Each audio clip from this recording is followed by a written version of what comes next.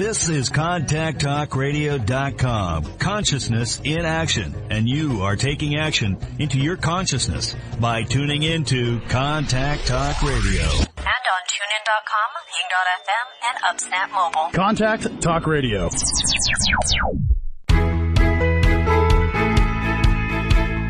Welcome to Life Mastery with Todd Allen, the talk radio show that dives into the science of higher consciousness. Join Todd and his guests weekly at 10 a.m. Pacific Time and learn how to live a peaceful life with intentional mastery. Enjoy a survey of inspiring topics such as abundance, intention, health, manifestation, love, and transformation. It's all right here. Leading authors, speakers, coaches, entrepreneurs with stories and messages to support your well-being, let alone your most evocative dreams.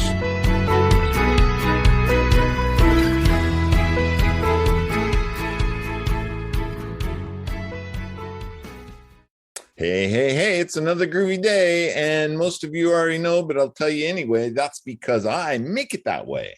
When I get up in the morning, I decide it's going to be a groovy day. I put my feet on the ground, and the rest of the day is groovy. Something might happen, but I always think back when I started, and I turn it into a groovy thing, whether it's in my control or not.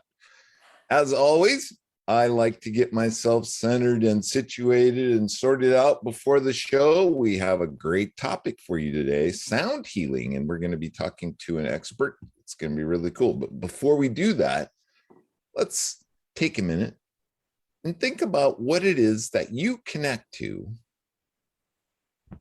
What is it that you connect? It could be God, it could be Allah, it could be the dude, it could be the tree outside your window, the door handle that opens the door to the world, anything. But focus on that for a minute and let's take in a deep breath.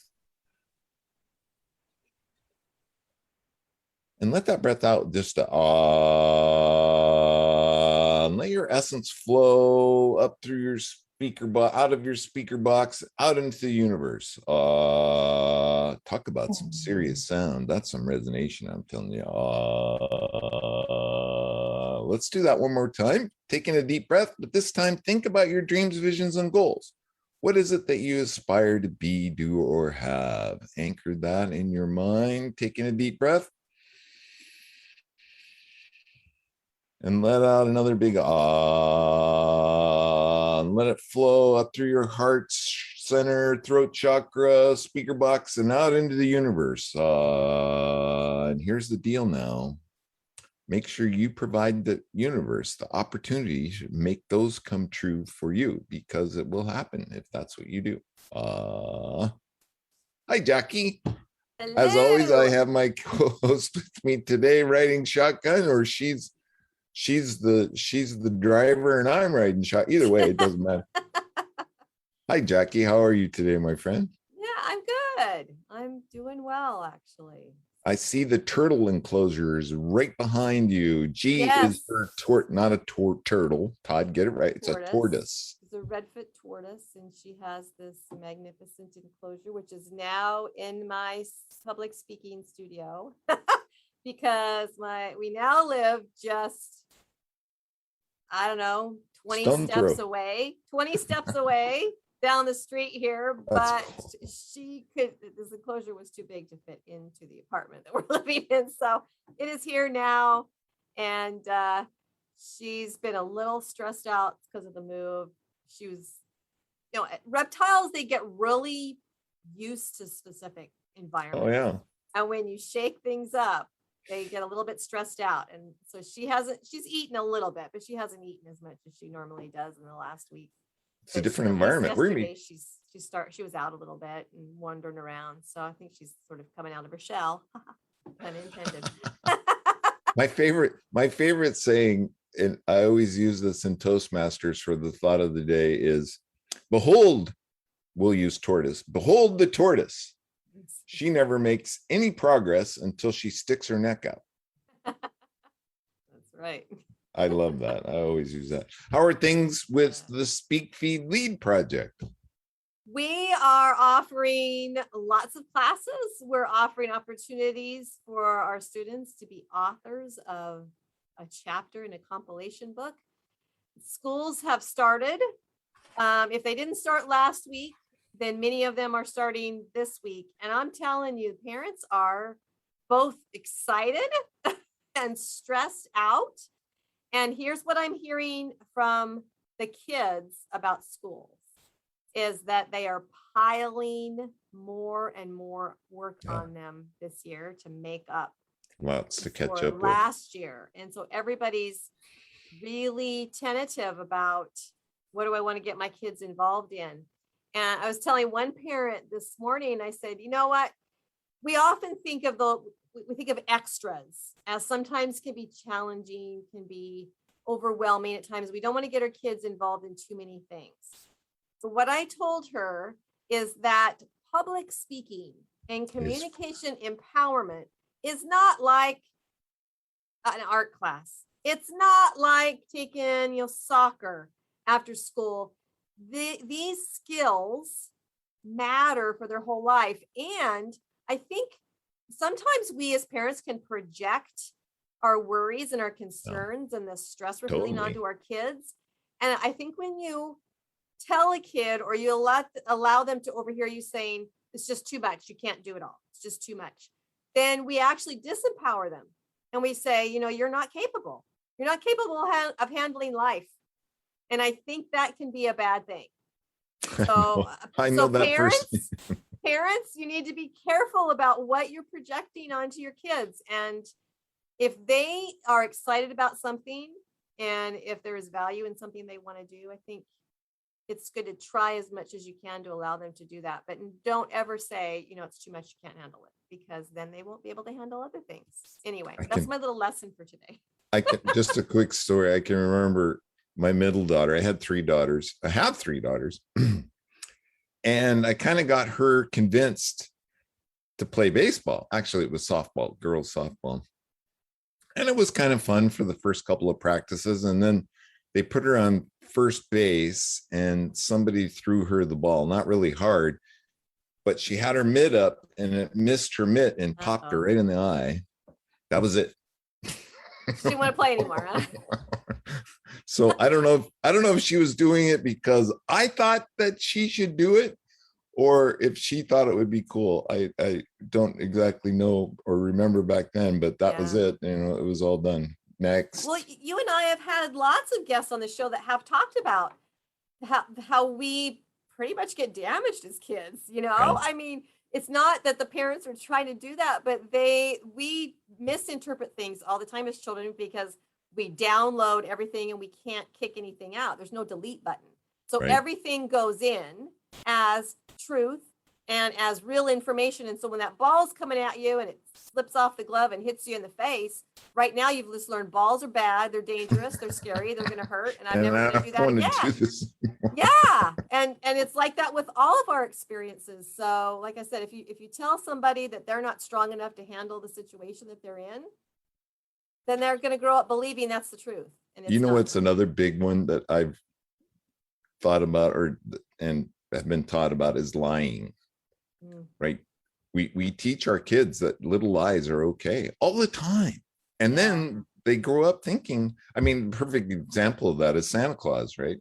How long do we try and keep that going? And then, or dad stops at the ice cream store on the way home from the grocery store and mom sees a little bit of ice cream and it's like, did you guys get ice cream? Nope, we didn't get ice cream. No.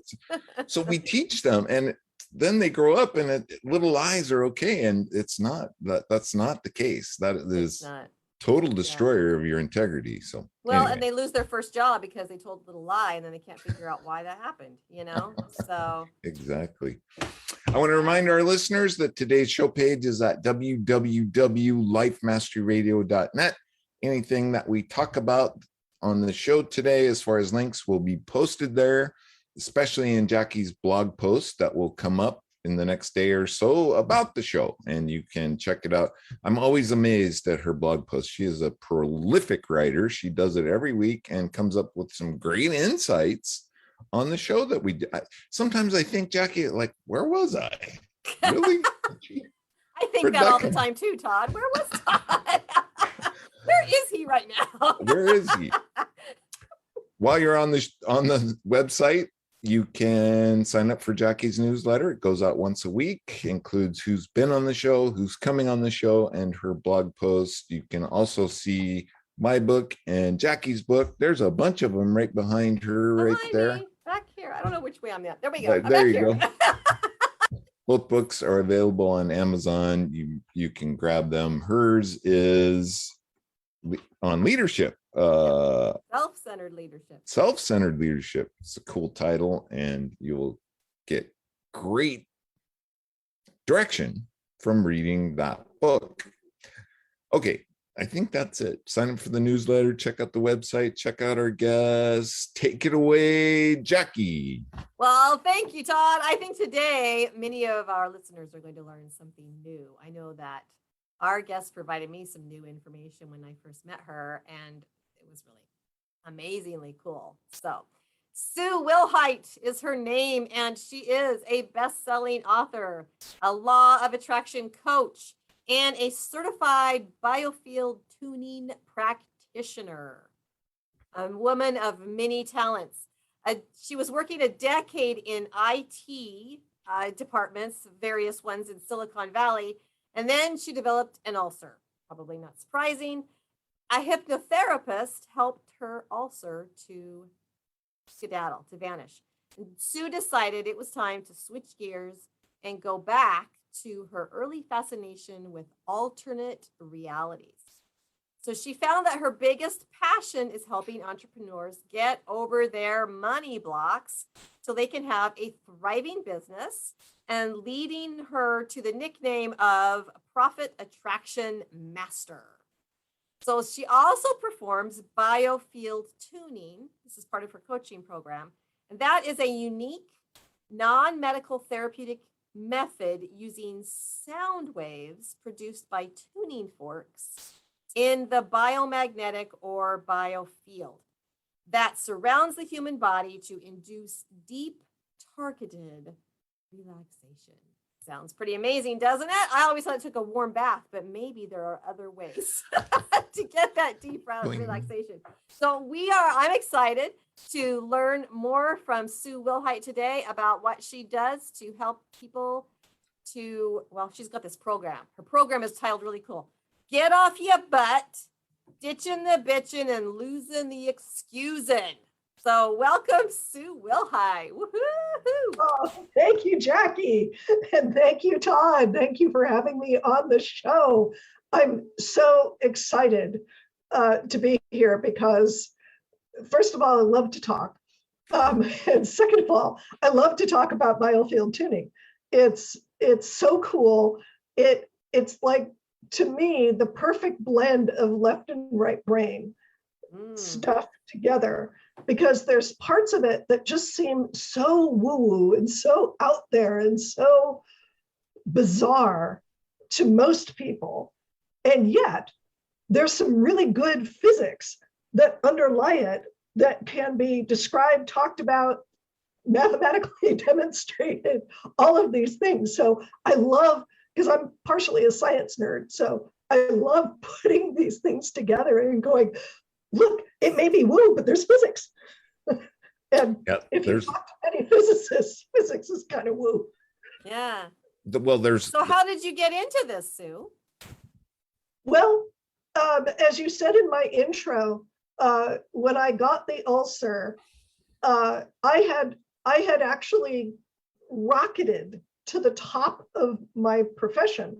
I was an IT manager within 6 years of starting at the bottom as an operator, stuffing reports into cubicles.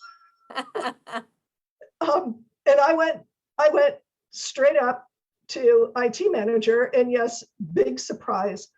Then there was this volcano going off in my gut. And it happened every day, all day, until I went to a doctor who did all kinds of horrible tests. I'll never forget eating barium and being spun around in a gyroscope. Right. Oh, man. Right. And they diagnosed an ulcer and they gave me pills, and I had to take these pills 12 hours apart. And if I didn't take the pills 12 hours apart, if it was 12 hours and 10 minutes, Mount Vesuvius went off again. Wow. And so for 2 years, I was absolutely passionate. When am I taking my pill? Yeah. And then this hypnotherapist, bless him, used me as a test dummy for demonstrating a whole bunch of different techniques. And by the end of the evening, my ulcer was gone. And it just opened up this magical doorway to alternative therapies. And I was exploring that ever since.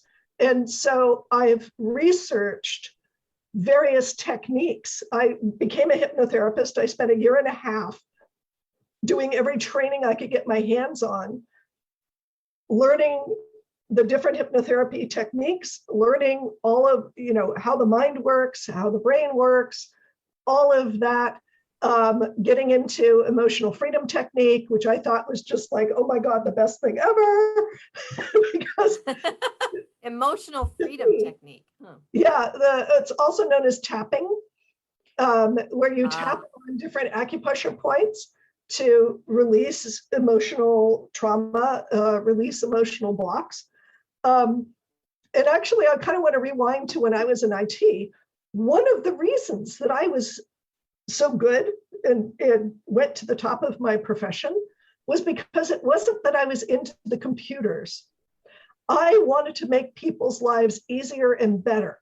I wanted people to be able to not pour through hours of reports and putting things together and going from this program to this program to this program to get what they needed, so that they could, I wanted to put it all together in one place. I wanted to create a report or create a database for them or do a system for them so that they could get out of work earlier. They could get what they needed done earlier, and they could go off and be with their kids or play softball or do underwater basket weaving. I didn't care what it was that they were doing. I just wanted them to have a better life. So with hypnotherapy, to me, that was like, okay, now we can really help them get a better life. EFT was another level. Oh my God, we can do this faster and better. And so it kind of went on, and I kept thinking that EFT was the cat's meow for years and years and years, until back in 2013, I ran into a sound healer named John Beaulieu, who taught me about tuning forks and sound healing with tuning forks. Now, you might know, and many of my listeners might know, that there's sound healing with bowls, right? There's the wonderful singing bowls. And believe me, I absolutely adore them. I've had multiple sound healing baths with those. Oh, gosh, I love those bowls. Yeah. But they're not portable.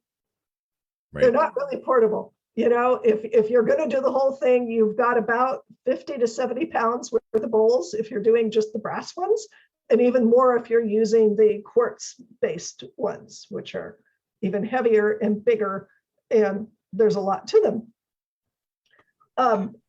I can carry tuning forks. I can carry an entire session's worth of tuning forks in the bottom of a backpack and go on a plane, and nobody blinks an eye, and it works beautifully, and it's very direct and very targeted. So John opened me up to sound healing with tuning forks, and then I met a year later, I met Eileen McCusick, who had literally written the book Tuning the Human Biofield, and she had developed a whole different protocol with the tuning forks that cleared things out, cleared blocks out.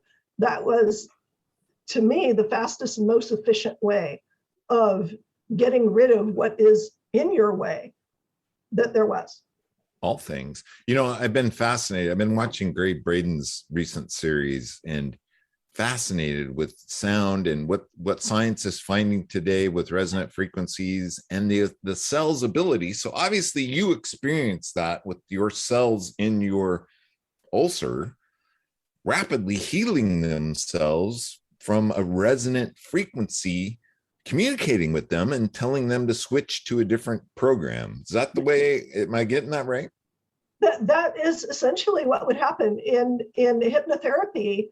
What we're doing is we're telling the body, we're suggesting to the body, we don't tell, we suggest to the body that maybe there's a different way, and maybe this particular trauma doesn't need to happen, and there's a different way of doing it. And so the cells agree or disagree, and if they agree, poof, your body, I tell people all the time, I don't do drugs. I don't need to.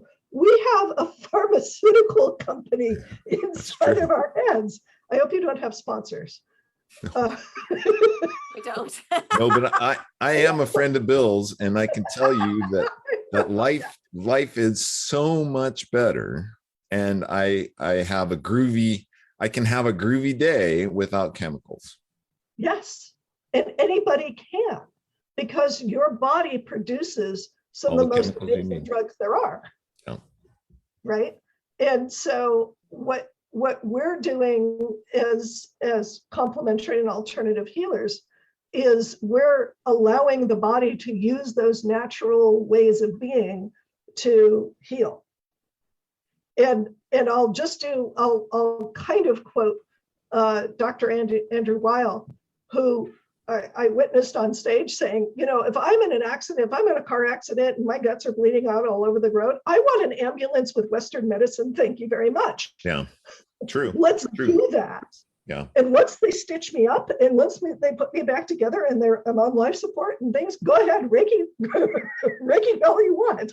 But for the healing process. For the healing process, to accelerate the healing process, there's a lot that can be done that hasn't quite worked its way into allopathic medicine, or what's called Western medicine.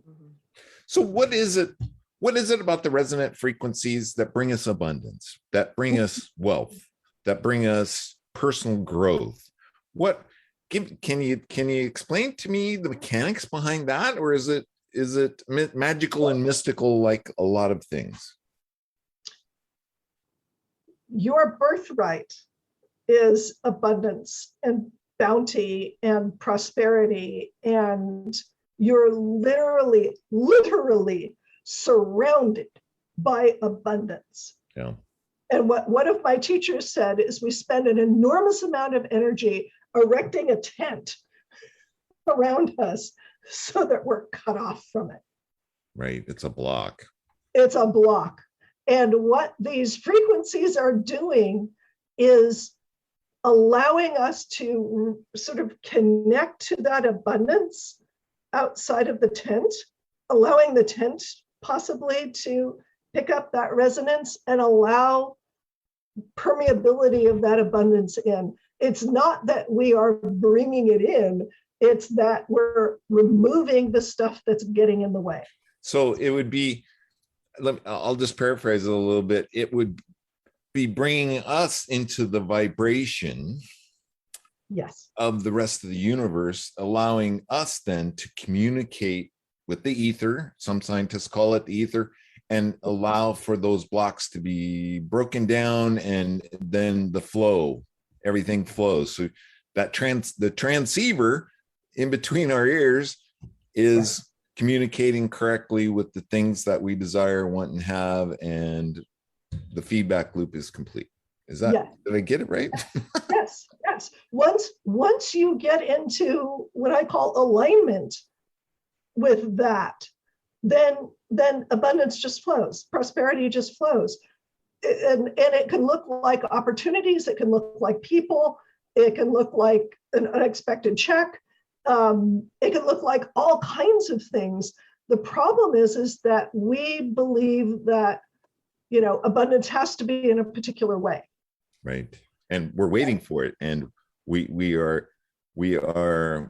attached to that particular thing arriving now. And why isn't it here yet? Right. When you might know that story of it is unfortunately topical at the moment, of somebody being flooded out of their house, and the flood is coming, and the sheriff shows up and says, "You've got to evacuate. You need to get out." And the guy goes, "No, no, no. We're good. Yeah. God, yeah, good. God will save me. We're good." And then the flooding rises higher, and a canoe comes by, and, "Come on, get in the boat. We need to go." "No, no, no. God will save me." And the flooding gets up there, and the guy's on the roof, and a helicopter comes along and says, "Get off the roof. Come on, your house is going to fall apart." And he's like, "No, no, no, God's going to save me." And then he drowns and gets up to God, and says to God, "I thought you were going to save me." And God says, "The sheriff, the canoe, and the helicopter weren't enough." Yeah, that's a great teaching. And that's the attachment that we have. It's going to happen in a particular way. And sadly, people die without ever having the abundance and the prosperity and that alignment with the bounty that is our birthright. Yeah. And so you work with women specifically? Yes. Okay. And a few good men. Okay, a few good men. So what are some of the blocks that, are they entrepreneurial women, business women? What are some of the blocks that they experience, and how has tuning helped them? Yeah. So they are successful women in general. They're entrepreneurs. They've gotten to a certain level. If they're working for another company, they've gotten to a certain level, and then it feels like nothing is working. They're missing opportunities, or they just can't pop to the next level. Maybe if they're working for a company, maybe it's a glass ceiling, or maybe they find that their coworkers just subtly sabotage them, or their boss is no good, all of those sort of things. And I'm going to put it out there, and some of your people, I'm sorry, might turn you off here, because this is critical. Let her rip. Yeah, we got good people. Oh, good. So take this slowly and with a deep breath. What you see out in the world, the circumstances that you have out in the world, are a direct reflection of what's going on inside. So if you have sabotaging coworkers, it's your self-sabotage that is acting out in them. If you have a boss that is not supportive, it's you not being supportive of yourself. And people argue with me all the time. As so above, so below. Exactly. And so I see excuses all the time where people say, "Yeah, but I can't do that because it's too expensive." Or, I can't get this coaching, or I can't get this training, or I can't invest in this thing because it's too expensive. And what they're saying is that they're not worth it. Right? They'll say, "I can't do it because nobody in my family has ever done this before. My family won't approve." And sadly, I see this a lot in women, where their spouses seem to be the issue. And what they're saying is that I don't approve, and I'm allowing my spouse to be the mouthpiece for me not approving of myself. And this is all unconscious. So this is all unconscious. And it comes from prior pre-programming and us living our lives and trudging through life. And yet this is an underlying negative vibration. Yes, exactly. And I'll talk about one, which is the money issue, because it's so big and it's huge right now. This is majorly topical. What we see in the media are people who are extremely rich acting very badly. Yeah. And I'll just stop it. I won't say anything about how they're acting. there's a projection of negativity, Yes. right? And it almost as if they're trying to thwart the population and push them down into this low vibration for control. And Right. I don't know any other way to describe why it is occurring. Right.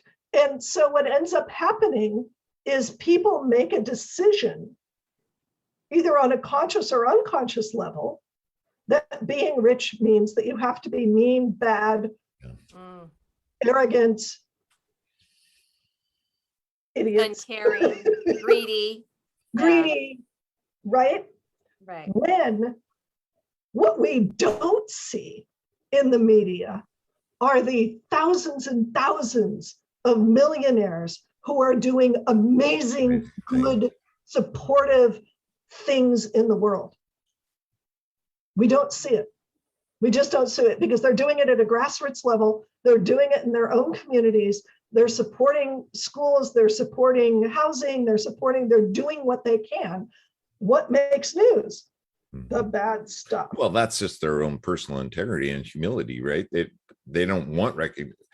I'm kind of the same way. Recognition. Why do I need to get recognized? I'm just doing good in the world. You need to be recognized to counter those examples. Yeah, I get it. I see that. You need to be, if you are doing good in the world, you need to do a PR campaign about Great it. point. That's an awesome point. And get some of that negativity out there. So people don't want to reach for it. They don't want to be a millionaire. They don't want to go to the next level because they're afraid that it's going to instantly transform them into assholes. Well, and there's more to that though, because it's unconscious, right? And yes and no. The point is to put you at that negative vibration level so that you don't climb above it. And that could very well be an unconscious projection on their part to keep people throttled down. Yes. So Todd brought up vibration. So that's part of the biofield tuning is something vibrationally happening. So talk a little bit about that, Sue. I know that our bodies are mostly energy. Everything is moving all the time. And that's the vibration that we each are putting off, right? Yes. So talk about these different levels of vibration. What does it mean to have low vibration? What does it mean to have high vibration? And what are you trying to align with in the biofield tuning? And how does that help you get over this feeling of, Great question. I want to have abundance, but I don't want to be wealthy because wealthy's bad. So how do you get people to think something different? Right. That's what I'm saying is how does this change that mindset for people? Right. So our bodies are made up of energy. It's not that we're mostly energy. We are energy because matter and energy are the same thing. By definition, physics has done this over and over and over again. We have lots of proof on that one. So our body is energy. And in particular, because energy is a really vague term, and a lot of folks in the alternative healing community throw this out as just a word. Oh, it's low energy or it's high energy. And it's like, no, it's energy. It's electricity. There is a movement in physics right now that is gaining quite a bit of momentum called the electric universe theory. And the idea is that everything is electric. Everything is a current. And when you think about, and I'm going to get a little bit into physics here. Sorry, folks, if you're not scientists, I keep it really simple. You have molecules that are made up of atoms that are circling a nucleus. There it is. That's your standard thing. That's what we're made up of, are these molecules with atoms that are circling or moving. We don't know whether they're circling or not. We just decided they were circling. They're moving. And that movement is what's generating the electricity. And the electrical current runs through our body And that is what creates our biofield. It's an electromagnetic field that surrounds our body roughly 3 to 4 feet in every direction in a bubble. It kind of tucks in at the head and it tucks in at the feet, but it's a bubble that we're running around in this electromagnetic field. So when you say so to somebody, oh, I feel your vibe, you literally are feeling their electromagnetic energy. Now, here's the cool part. One of the ideas that has been around for millennia is thoughts are things. Right. And that was proposed before modern physics was developed. And it turns out that thoughts are things. Isn't that fun? We have these chemical reactions that are going on in our brain, in our heart, in our gut, that are our emotions that generate thoughts. And those are electrical impulses that are going along in our brain all the time. Now, do either of you have siblings? I do. Right? So let's say that one of your siblings, when you were a small child, broke something of yours that was very, very precious. Well, that's trauma enough, but it happens. We kind of get over it.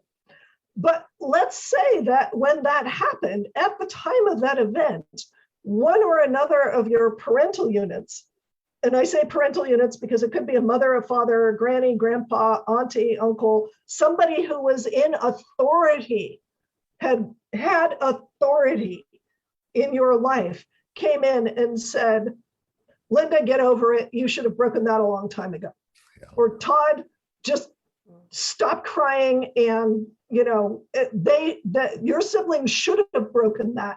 It was perfectly okay for them to do that. How does that have you feel? What's that feeling?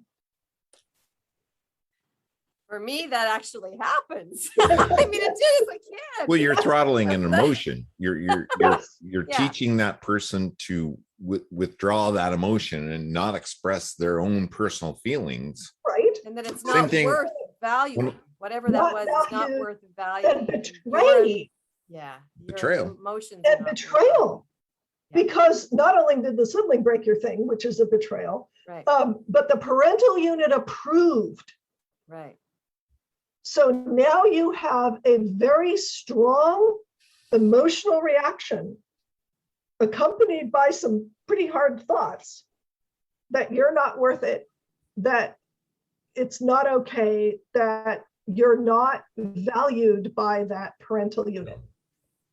And that gets written to your biofield. Fascinating. And it stays there. Until you clear it. Now that vibration is influencing the entire field. Then something else happens, reinforces it. Something else happens, reinforces it. So now you've got essentially this filter that says, I'm going to be betrayed, nobody is going to support me, and I can't trust anybody. Right. Guess what happens in life? Those experiences are just going to keep going. This is where biofield tuning comes in, where we use tuning forks. This is one of the forks that I started out using. And if it's okay with you, I'm going to ring it. It's not going to sound terribly good over the speakers. I'll just warn you. No matter what mic I use, there's going to be distortion. But and I use a hockey puck to strike it.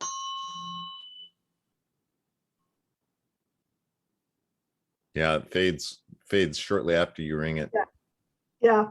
So I put this fork, there's a whole protocol that determines where I'm putting it, but I would put this fork into the biofield and hold it until that little cluster fades away. So you find the cluster first? Yes. Okay. Yes. So you're basically finding the damage that's occurred, that has occurred in the biofield. Then you ring the fork. I don't know if that's what you call it. Yes. And then you hold that amongst that area and it clears that. And it wow. untangles that energy that has been warped.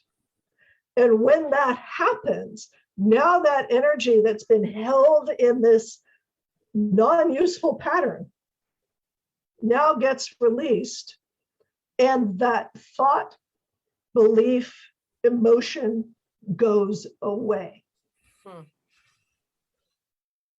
That's the first cool thing.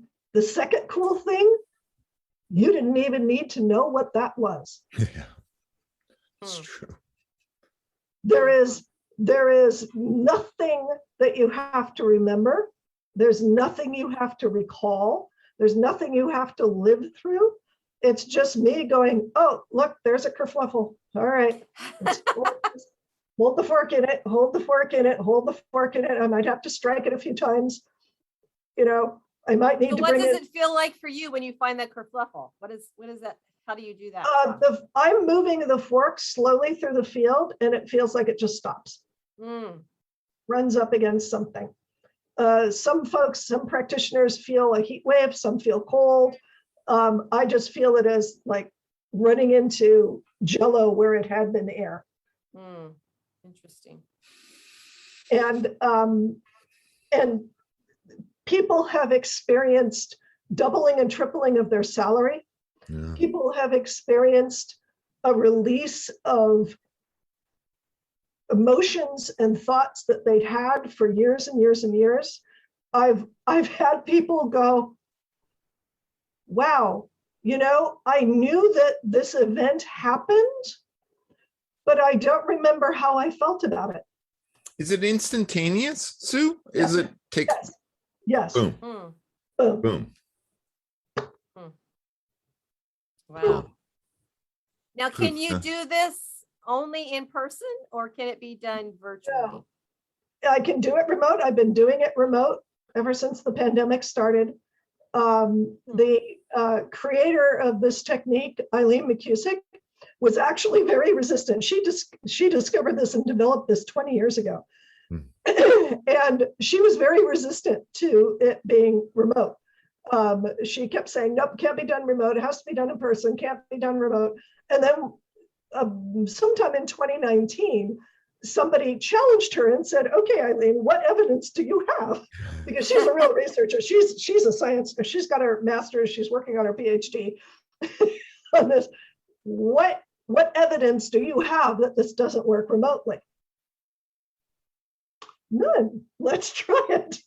Wow. And so she got some practitioners together and they worked through the protocol, and with a couple of adjustments, boom, it works. Wow. Yeah. Yeah, I've literally done it all over the world. I've worked with clients in South Africa, in England, in Florida, in Indiana, all over. Fascinating. Well, give us some more examples of the other types of things that this is useful for against. Did I say that right? Or what, in other words, Todd, maybe it's what else does this heal? So technically, I can't say that it heals any kind of medical conditions. And Eileen is really adamant that we do not use that kind of phraseology. And yet on the biofield tuning students and practitioners group list, people are going, wow, this person had this physical issue and poof, it went away. My personal experience with physical issues was one of my early clients who came in for some emotional healing work. She had some stuff going on and she wanted to move to another level. And I did a session with her, and when we were done, she was like, wow, oh my God, I feel so much better. This is something that people say, did you change the lighting in here? And then she got off the table and blinked and took a few steps and said, I can walk. And I said, you walked in here. In fact, you walked up the steps to get into my office. You walked up a flight of stairs and came into my office, and you seem to be working just fine. And she said, no, for 16 years since her third child was born. And for the women in the audience who've been pregnant, you know that when you get pregnant toward the end of the third trimester, the tendons and ligaments start to stretch so the pelvis can be wide enough for the baby to do its little somersault and make its way out. And because of some physical things that were going on in her life at the time, those ligaments and tendons remained stretched and didn't go back.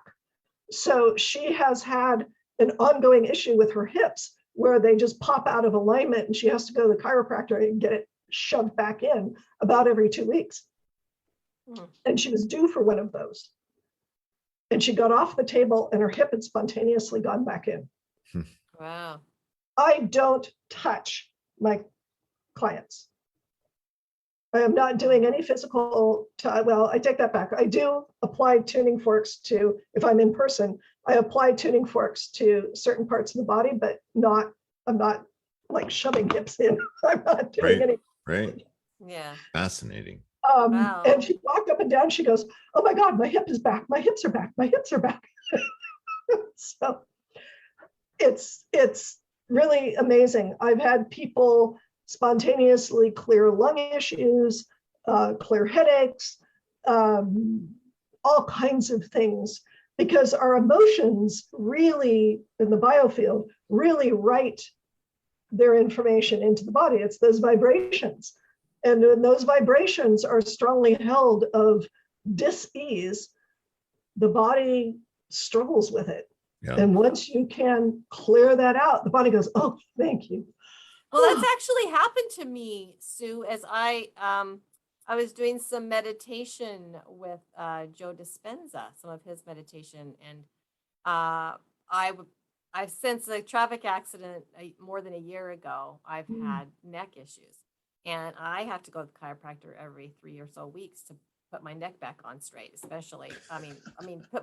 They just literally put my head back. Anyway, so I was, dealing with some of that discomfort during this meditation that I had done many times before. And I just felt that energy it made me want to kind of stretch. So I stretched that out and I literally felt my neck go back in place all on its own. And so what you're saying to me about this person's hips makes complete sense, because I've experienced that. And I know that when that energy conspires just right, and the vibration is in alignment with that. Yes. It changes matter, right? I mean, that's what the claim is that energy produces matter or whatever. Energy and matter are the same thing. Yeah. And it's just one, it's just a dance between them. So my question for you then is, are we supposed to be able to feel our biofield? Yes. Are we supposed to be able to feel it all the time? Because I don't think I feel mine. I don't know where it stops or where it starts or anything like that. Some people tell me that right. They know. So you can.